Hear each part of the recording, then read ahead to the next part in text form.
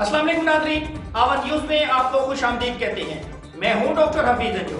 अंधेर नगरी चौपट राज बारखान के सबसे बड़े शहर रकनी के सबसे बड़ी माल मवेशी मंडी करप्शन की नजर हो गई। तकरीबन 2 करोड़ 70 लाख मालियत से तामीर की जाने वाली मवेशी मंडी की फर्श और दीवारें अभी से टूट फूट का शिकार होने लगी हैं। बारखान के सबसे बड़े शहर रकनी की सबसे बड़ी मवेशी मंडी करप्शन की नजर हो गई। तकरीबन 2 करोड़ 70 लाख मालियत से तामीर की जाने वाली मवेशी मंडी की फर्श और दीवारें अभी से टूट फूट का शिकार हो गई हैं, जबकि मवेशी मंडी हैंड ओवर भी कर दी गई है। मवेशी मंडी का गेट और ताले लगा दिए गए हैं, जबकि चंद दिनों में ये मुकम्मल तौर पर व्यापारियों के इस्तेमाल के लिए खोल दी जाएगी और पाकिस्तान के मुख्तलिफ बड़े शहरों से माल मवेशी इंपोर्ट और एक्सपोर्ट का काम बाकायदा शुरू किया जाएगा।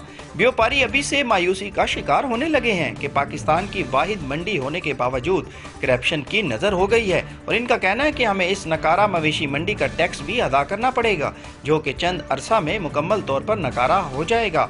उन्होंने बलूचिस्तान हुकूमत से मुतालबा किया कि मवेशी मंडी की तामीर में करप्शन करने वाले ठेकेदार और इसमें मुलविस तमाम अफराद के खिलाफ कार्रवाई की जाए।